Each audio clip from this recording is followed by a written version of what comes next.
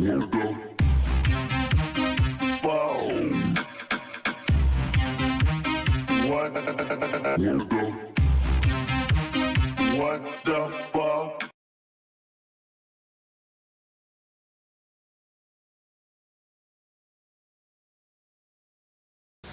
My name is Bushman.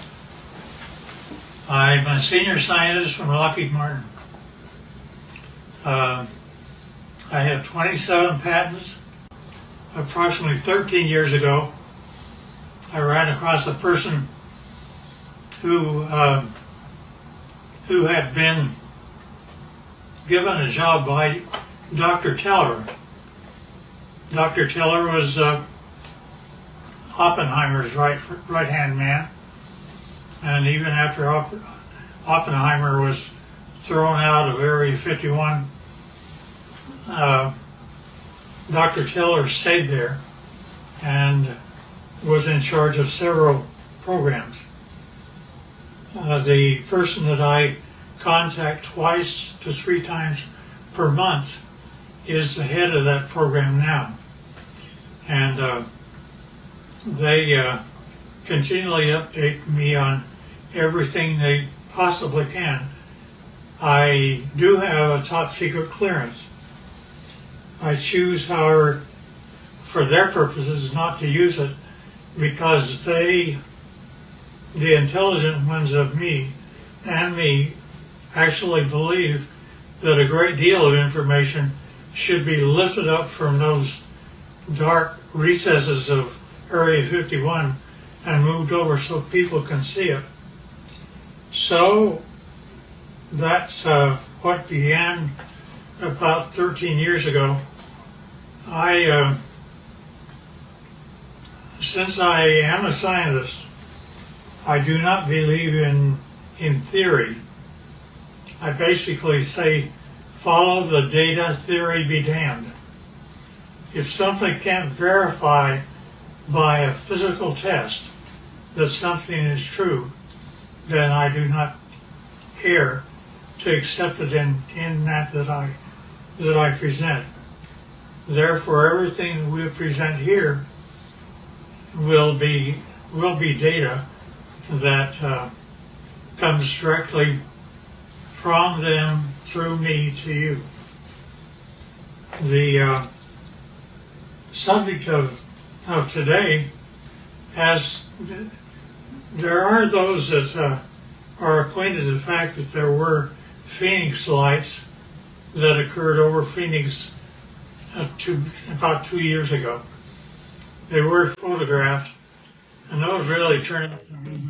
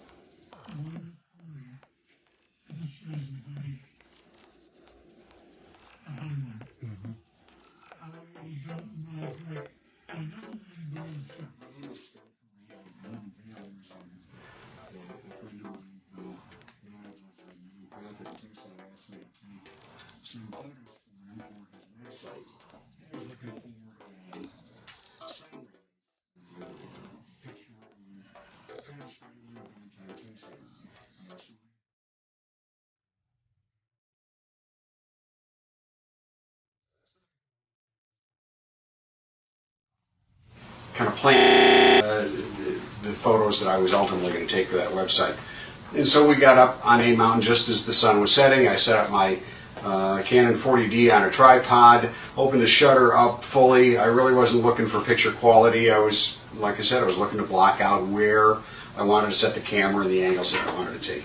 And so I started to click off some photos, and I had these set with a timer release on the shutter so I didn't get any camera vibration because the sun was starting to set. We were running into fairly low light. And I took, I don't know, it was probably 6 or 8 pictures. I figured I'd had enough that I could take a look at tomorrow, take a look at the next day and decide what I liked. So we went out to dinner that night, went home the following day. I uploaded these photos onto my laptop, and I noticed some lights that I really didn't expect to see up above the Santa Catalina Mountains. And upon closer inspection, and as I really ran out the contrast in the photo, I ended up with something that I still can't explain to this day. This is the original photo, and these lights were showing up just over the top of the mountain. I took a second photo probably 5 or 6 seconds later, as long as it would have taken for me to reset the timer. And in fact, this group of lights was in a much more narrow band, and now about, well, I don't know, I can't really say distance-wise, but they'd moved quite a ways from where that original grouping had taken place. So I still have no explanation for the camera, or for the pictures. These images, these lights have not shown up in any other photos that I've taken. I'm at a loss as to what they might be, and certainly curious as to where those lights came from. Now they certainly are very, very similar images. Here's up and flying. Let me go through, now on the ships, in order for me to believe it, I had to get blow-ups, and so here are 2 of them, which is blown up much higher. And I think I have one that, yeah, you can see the 45-degree candidate UFO.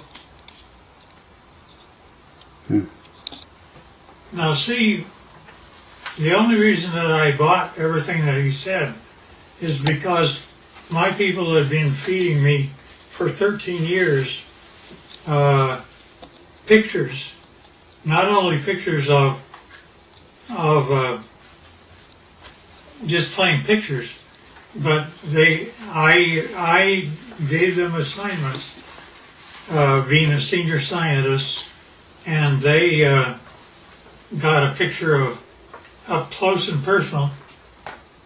This is a UFO which is ready to take off, and it is very up close.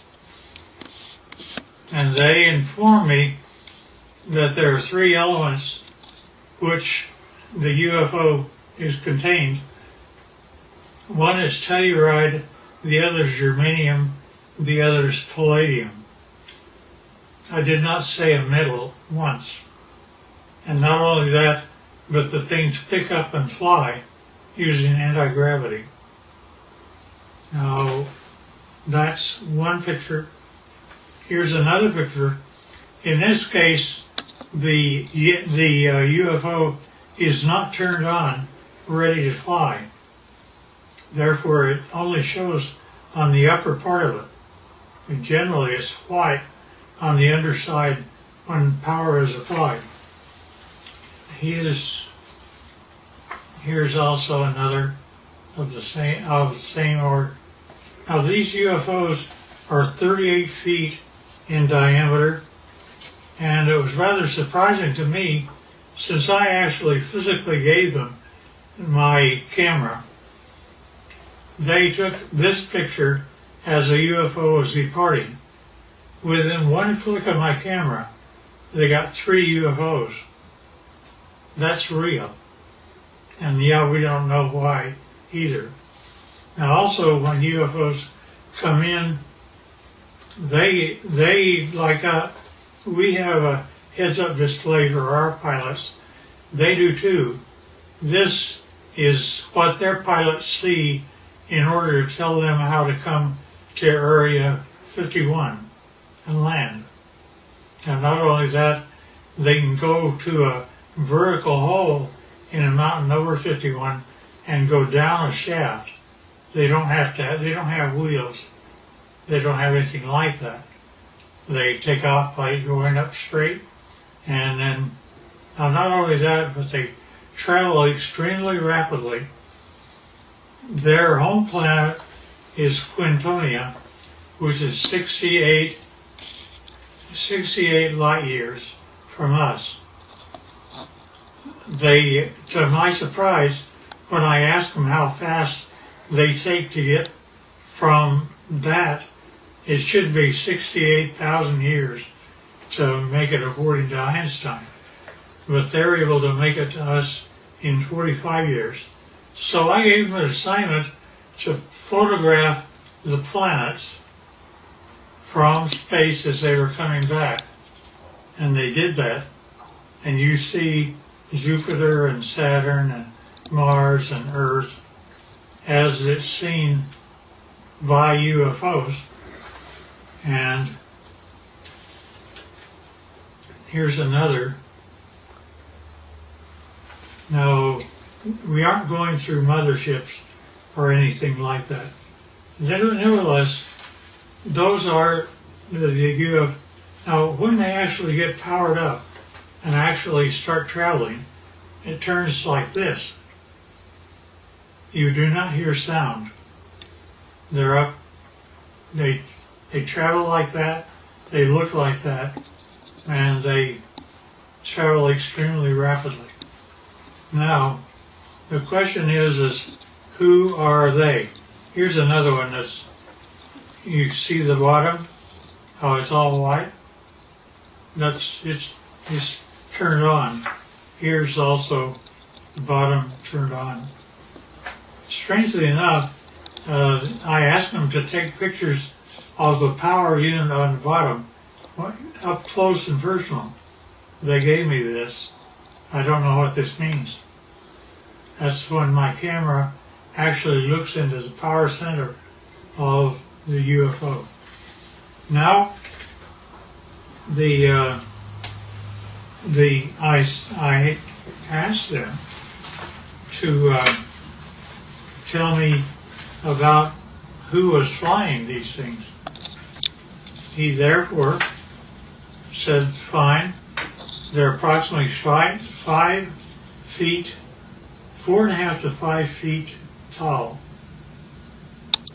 They had one or two of them around it that were 230 years old, and we have a total of at least 18 that exist and operate with our facility as Teller set it up. Now notice the eyes are different, nose are different, but they do have 5 fingers, 5 toes, 2 eyes, and rather strangely enough, I asked him how they communicate. He says, well, it's like this, boy. You all of a sudden have a question in your mind. You walk into a room with one of them, and all of a sudden you find yourself giving the answer to your question in your own voice. They're able to use your own voice by telepathy to talk to you. And I said, fine. Now that's how they look front. But when you turn around and look at the back, it's like that. Now notice that they have 3 backbones.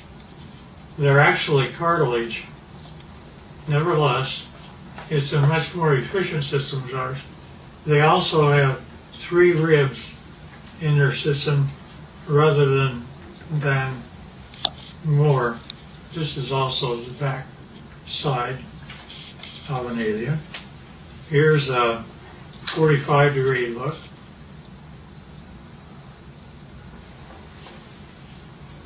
And here's the back of the head.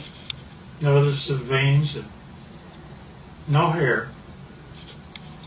And now when we talk about aliens, I pushed the issue, and he said, well, there's kind of two groups of aliens.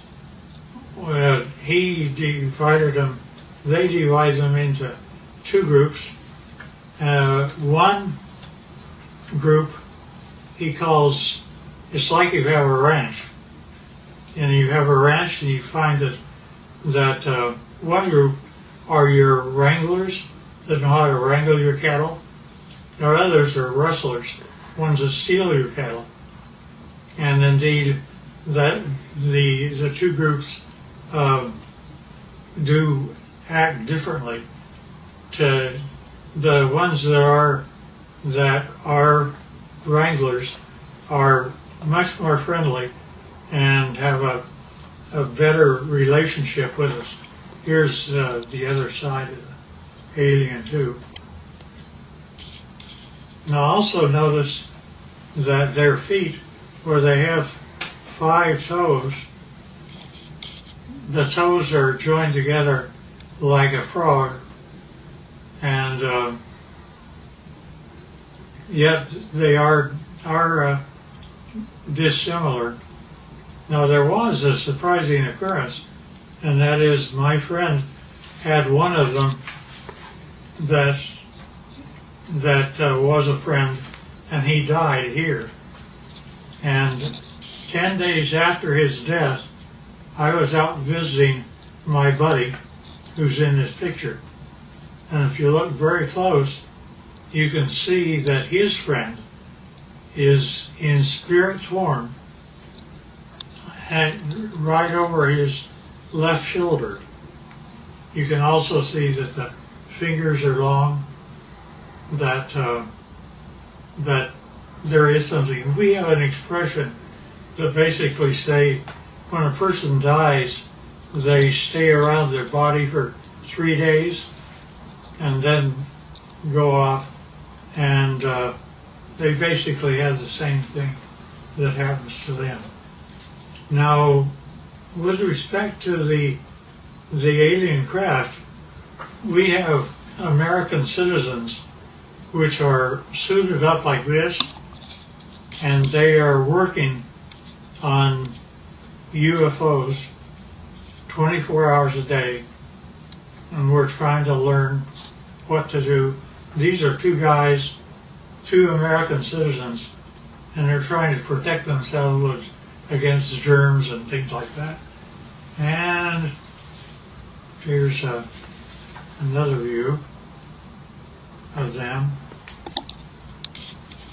And here's another one. There's an upper part of a UFO and a lower part of a UFO. This is the upper part, and it's just one of them up there. They have, generally we give them suspenders so that if they start floating, they don't have gravity on the inside. Somebody can grab them and float them over the side. And this is the home planet that they come from, which they call Quintonia. Now notice that the hand, that's an alien hand. Notice that the fingers are longer than ours by quite a bit, about 30% longer, and that's just the way they're put together. Now, at any rate,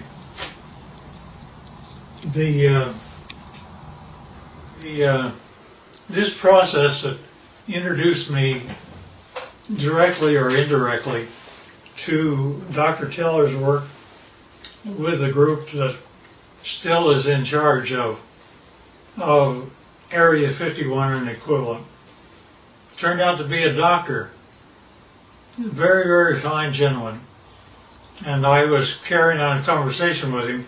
He saw how the subject was going, so he simply said, well, you need to know what I did one day. And I said, okay. He said, I was in the process of doctoring a pilot who was a test pilot, a Navy test pilot for the United States government. And it was 1947. Said he began, I don't know if it's a drug I had him on or what was occurring, but he basically told me that the radar group, had found a blip out over New Mexico, and that they would like to assign me to go out and check it out. So he said, fine, I'll do that. And he got the fastest airplane that existed then, which was a propeller at the time. And it was fully armed and all the rest of those things. Nevertheless, he was out flying and he found the item, and he immediately communicated back, and he said, I wish authority, first of all, I want you to tell me, are there any other airplanes flying? Are there commercial or anything else around other than he and I? Said, just the two of you. And he said, fine. Second thing I want to know is, do I have authority to shoot it down? I said, why do you want authority to shoot it down?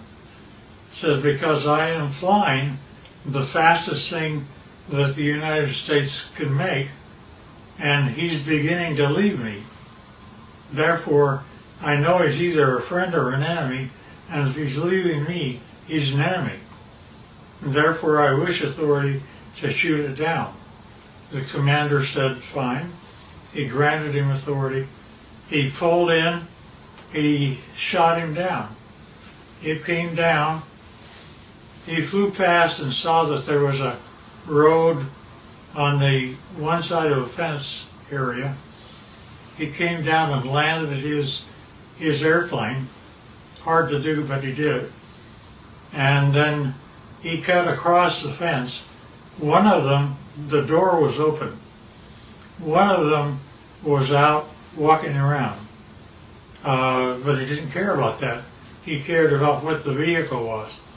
So he went over, and rather strangely enough, when he ducked down, because they were only 5 feet high, he saw that he could see through the walls. Not only that, but as he stepped in, the floor was spongy.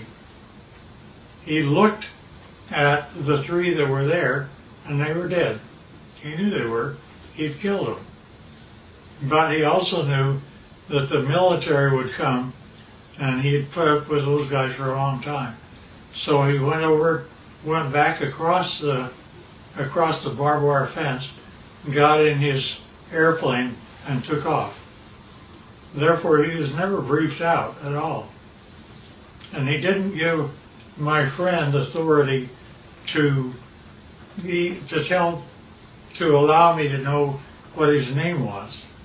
I know, but I won't reveal it. Both of them should have been gone for a long time. Nevertheless, so when I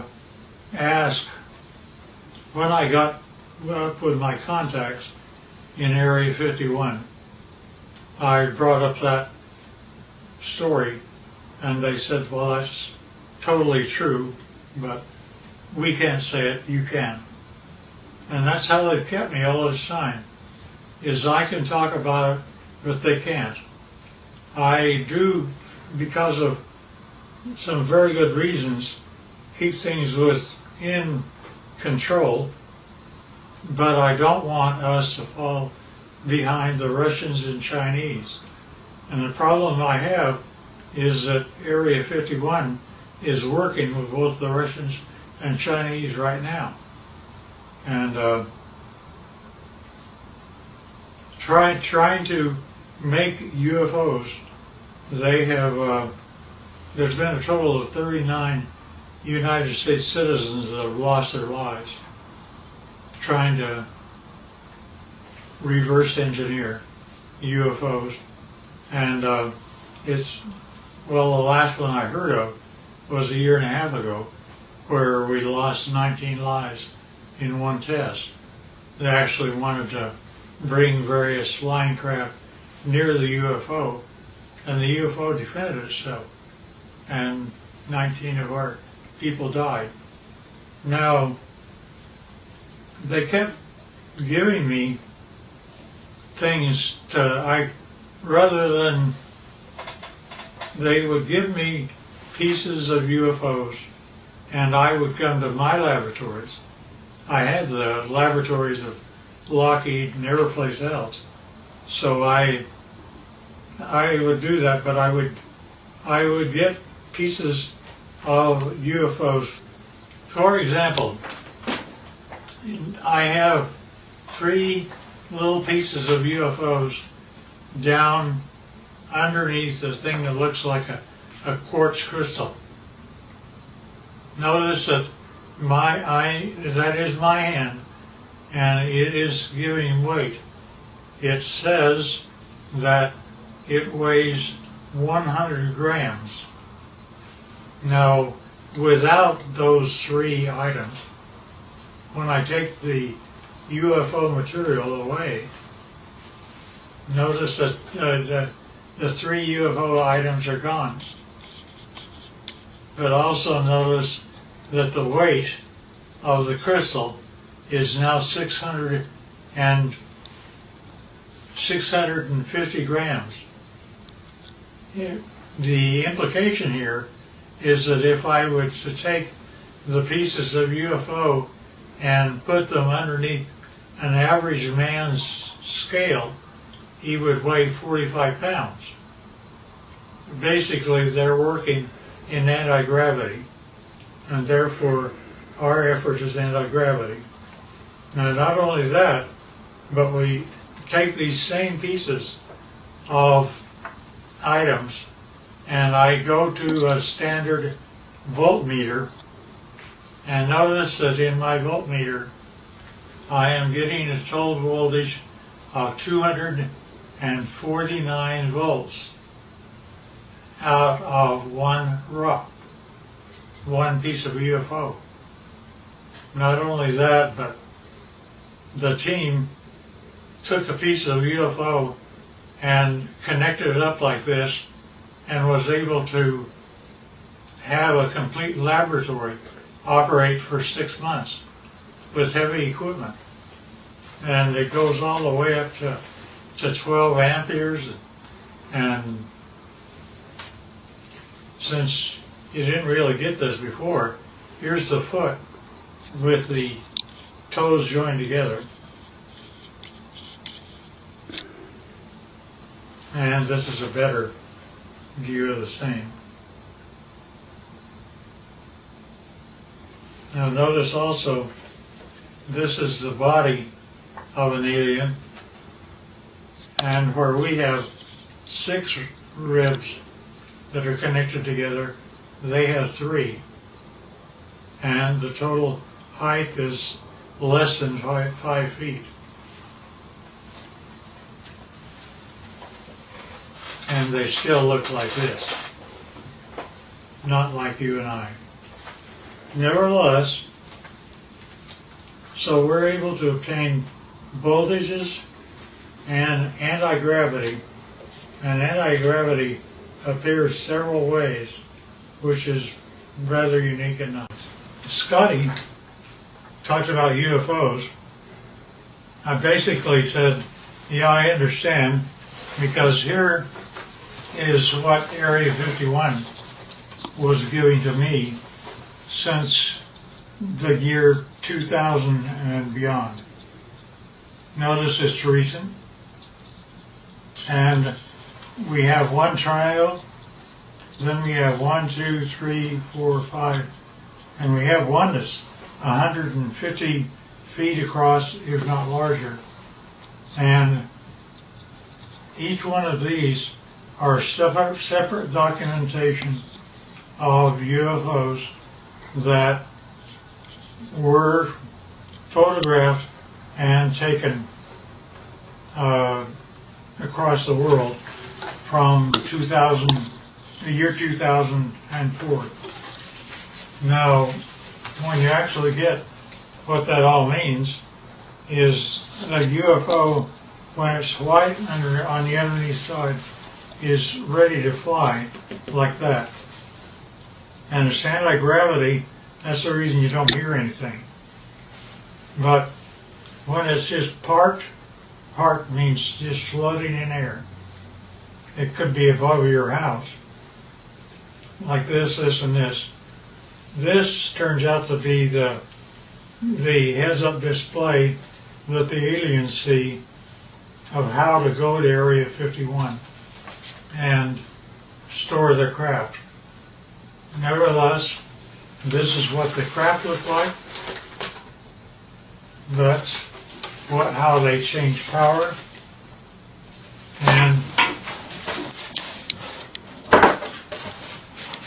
And notice that here's an egg-like thing, but it's standing on end only because it has no gravity itself. And that is a piece of UFO germanium. And this little dot is a piece of neodymium magnet, which is above the germanium, and it's floating all by itself. And that, again, is a UFO. And we don't know why, but the crystal appears to be colored rose, and we can't figure out why yet. There's a whole batch of analysis that we're having to do. Alien, side view, front view, top view, line.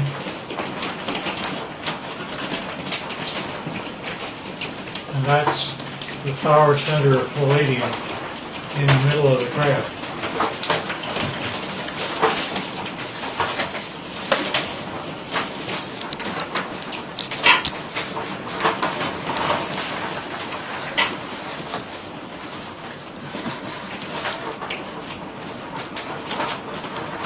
In case I missed anything.